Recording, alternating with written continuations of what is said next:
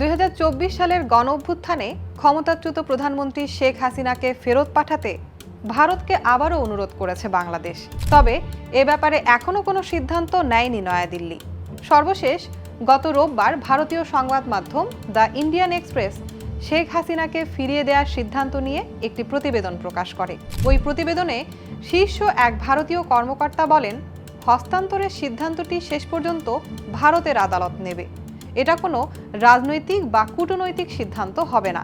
শেখ হাসিনার বিরুদ্ধে বাংলাদেশে যেসব অপরাধের অভিযোগ আনা হয়েছে সেগুলো ভারতের আইনেও অপরাধ কিনা সেটাও দেখতে হবে। প্রশ্ন হলো, বাংলাদেশের অনুরোধ পাওয়ার পর ভারত আসলে কি দেখবে, আর শেষ পর্যন্ত সিদ্ধান্ত নেবে কে? জানবো আজকের স্টার এক্সপ্লেইনসে।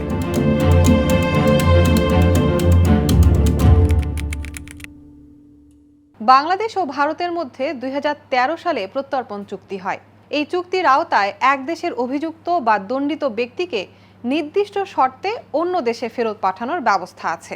ভারতের পররাষ্ট্র মন্ত্রণালয়ের কর্মকর্তারা দ্য ইন্ডিয়ান এক্সপ্রেসকে বলেছেন, বাংলাদেশ শেখ হাসিনাকে ফেরত চেয়ে 2013 সালের দ্বিপক্ষীয় বন্দি বিনিময় চুক্তি অনুযায়ী প্রয়োজনীয় আইনি নথিপত্রও দিয়েছে। তবে চুক্তির একটা গুরুত্বপূর্ণ বিষয় হলো, কোনো অপরাধকে প্রত্যর্পণযোগ্য হতে হলে সেটি শুধু বাংলাদেশে অপরাধ হলেই হবে না, ভারতেও সেই অপরাধ হিসেবে গণ্য হতে হবে। একে বলা হয় দ্বৈত অপরাধ নীতি। প্রত্যর্পণ চুক্তির 6 নম্বর অনুচ্ছেদে বলা হয়েছে, রাজনৈতিক প্রকৃতির অপরাধের ক্ষেত্রে প্রত্যর্পণ করা হবে না। তবে একই অনুচ্ছেদে বেশ কিছু গুরুতর অপরাধকে রাজনৈতিক অপরাধ হিসেবে বিবেচনা না করার কথা বলা হয়েছে। এর মধ্যে রয়েছে হত্যা, অনিচ্ছাকৃত নরহত্যা, হামলা, আগ্নেয়াস্ত্রের ব্যবহার এবং হত্যায় প্ররোচনার মতো অপরাধ। তাই কোনো মামলাকে রাজনৈতিক উদ্দেশ্যপ্রসূত বলা হলেই যে প্রত্যর্পণ বন্ধ হয়ে যাবে, বিষয়টা এত সহজ না। শেখ হাসিনার ক্ষেত্রে এই বিষয়টি বিশেষভাবে গুরুত্বপূর্ণ, কারণ তাকে বাংলাদেশের আন্তর্জাতিক অপরাধ ট্রাইব্যুনালে মানবতাবিরোধী অপরাধে বিচার করা হয়েছে এবং মৃত্যুদণ্ড দেয়া হয়েছে। ভারতের 1962 সালের প্রত্যর্পণ আইনও এক্ষেত্রে গুরুত্বপূর্ণ। এই আইনে পলাতক বা অন্য দেশে থাকা অভিযুক্ত ব্যক্তিকে প্রত্যর্পণের প্রক্রিয়া কিভাবে হবে তার কাঠামো দেয়া আছে। ভারতের পররাষ্ট্র মন্ত্রণালয়ের সিপিভি বা কনসুলার পাসপোর্ট অ্যান্ড ভিসা বিভাগ প্রত্যর্পণ সংক্রান্ত বিষয়ে নোডাল অফিস হিসেবে কাজ করে। চুক্তি ও সংশ্লিষ্ট আইন বিবেচনা করে ভারত সরকার প্রয়োজন মনে করলে একজন ইনকোয়ারি ম্যাজিস্ট্রেট নিয়োগ করতে পারেন। সেই ম্যাজিস্ট্রেট বাংলাদেশের পাঠানো অভিযোগ ও নথি পরীক্ষা করবেন। মূল প্রশ্ন হবে, শেখ হাসিনার বিরুদ্ধে আনা অভিযোগের পক্ষে প্রাথমিকভাবে কোনো মামলা দাঁড়ায় কিনা। ভারতের মানবাধিকার ও সাংবিধানিক আইন বিশেষজ্ঞ আইনজীবী উজ্জয়িনী চ্যাটার্জি বিষয়টি ব্যাখ্যা করে বলেছেন, হাসিনা আদালতে হাজির হলে ম্যাজিস্ট্রেট বাংলাদেশের দেয়া তথ্য, নথি ও প্রমাণ দেখবেন। অনেকটা ভারতে ওই মামলার বিচার হলে যেভাবে প্রাথমিকভাবে অভিযোগের ভিত্তি যাচাই করা হয়, সেভাবেই বিষয়টা দেখা হবে। অভিযোগের প্রাথমিক ভিত্তি পাওয়া গেলে ম্যাজিস্ট্রেট তাকে ভারতের কারাগারে পাঠানোর আদেশ দিতে পারেন এবং তদন্তের ফলাফল কেন্দ্রীয় সরকারের কাছে পাঠাবেন। আর যদি তিনি মনে করেন অভিযোগের পক্ষে প্রাথমিক ভিত্তিই নেই, তাহলে হাসিনাকে ছেড়ে দেওয়ার পথও আছে। উজ্জয়িনী চ্যাটার্জি আরও বলেছেন, প্রত্যর্পণের অনুরোধের সঙ্গে সব প্রমাণ দেয়া বাধ্যতামূলক না হলেও গ্রেফতারি পরোয়ানা, পরিচয়ের প্রমাণ এবং প্রয়োজনীয় নথি দিতে হয়। 2016 সালের সংশোধনের পর নির্দিষ্ট ক্ষেত্রে অনুরোধকারী দেশের আদালতের গ্রেফতারি পরোয়ানাই প্রক্রিয়া শুরু করার জন্য যথেষ্ট হতে পারে।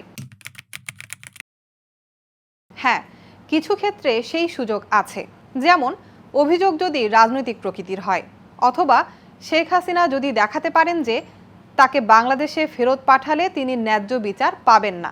উজ্জয়িনী চ্যাটার্জির মতে, ভারতের কর্তৃপক্ষকে দেখতে হবে বাংলাদেশের অনুরোধটি সদিচ্ছা থেকে করা হয়েছে কিনা এবং বাংলাদেশের শেখ হাসিনা ন্যায্য বিচার পাবেন কিনা। আইনি পর্যালোচনায় ঘটনার প্রেক্ষাপট, উদ্দেশ্য এবং বিচার প্রক্রিয়াটি প্রতিহিংসামূলক কিনা এসব বিষয় গুরুত্বপূর্ণ হতে পারে। তবে একটা বিষয় তিনি পরিষ্কার করেছেন, ম্যাজিস্ট্রেট ন্যায্য বিচার হবে কিনা সেই চূড়ান্ত সিদ্ধান্ত দেবেন না। এটা ভারতের সরকারের বিবেচনার বিষয়। শেখ হাসিনাকে বাংলাদেশের আন্তর্জাতিক অপরাধ ট্রাইব্যুনালে মানবতা বিরোধী অপরাধে অভিযুক্ত, বিচার ও দণ্ডিত করা হয়েছে। ভারতে মানবতা বিরোধী অপরাধ নিয়ে আলাদা কোনো বিশেষ আইন নেই। তবে উজ্জয়িনী চ্যাটার্জির ব্যাখ্যা অনুযায়ী হত্যা, হত্যায় প্ররোচনা, অপহরণ বা গুমের মতো অপরাধ ভারতের নিজস্ব আইনেও অপরাধ। তাই বাংলাদেশের অভিযোগগুলো ভারতের আইনেও অপরাধ হিসেবে গণ্য হয় কিনা সেটা প্রত্যর্পণ প্রক্রিয়ার গুরুত্বপূর্ণ প্রশ্ন হতে পারে। সর্বশেষ দ্য ইন্ডিয়ান এক্সপ্রেসের প্রতিবেদনে একজন ভারতীয় কর্মকর্তাও একই বিষয় সামনে এনেছেন। গত কয়েক মাসে ভারতের প্রকাশ্য অবস্থানে বড় কোনো চূড়ান্ত সিদ্ধান্ত আসেনি। পররাষ্ট্র মন্ত্রণালয় বারবার বলেছে বাংলাদেশের অনুরোধটি আইনি প্রক্রিয়ায় পরীক্ষা করা হচ্ছে। ভারত এখনও প্রকাশ্যে জানায়নি শেখ হাসিনা দেশটিতে রাজনৈতিক আশ্রয় পেয়েছেন কিনা, তাকে শরণার্থী হিসেবে বিবেচনা করা হচ্ছে কিনা সেটাও স্পষ্ট নয়। ভারত শুধু বলেছে তিনি বিশেষ ব্যবস্থায় দেশটিতে অবস্থান করছেন। উজ্জয়িনী চ্যাটার্জির মতে কোনো ব্যক্তিকে এমন দেশে ফেরত না পাঠানোর নীতি রয়েছে যেখানে তার জীবন, স্বাধীনতা বা মর্যাদা গুরুতর ঝুঁকিতে পড়তে পারে। তবে ভারত 1951 সালের আন্তর্জাতিক শরণার্থী কনভেনশনের স্বাক্ষরকারী দেশ নয়। তারপরও দেশটির নিজস্ব আইন ও দীর্ঘদিনের চর্চায় কিছু ক্ষেত্রে শরণার্থী সুরক্ষার ব্যবস্থা রয়েছে। এখন পর্যন্ত ভারত শেখ হাসিনাকে ফেরত দেওয়া বা না দেওয়ার কোনো চূড়ান্ত সিদ্ধান্ত প্রকাশ্যে জানায়নি। এর আগে এক সংবাদ সম্মেলনে ভারতের পররাষ্ট্র মন্ত্রণালয়ের মুখপাত্র রণধীর জয়সওয়ালও বলেছেন, বিষয়টি সংশ্লিষ্ট আইন ও বিচারিক প্রক্রিয়া অনুযায়ী বিবেচনা করা হবে এবং কোনো আপডেট থাকলে জানানো হবে। সর্বশেষ দ্য ইন্ডিয়ান এক্সপ্রেসের প্রতিবেদনে ভারতীয় কর্মকর্তারা বলছেন, বিষয়টি শেষ পর্যন্ত আদালতের আইনি প্রক্রিয়ার মধ্য দিয়েই এগোবে।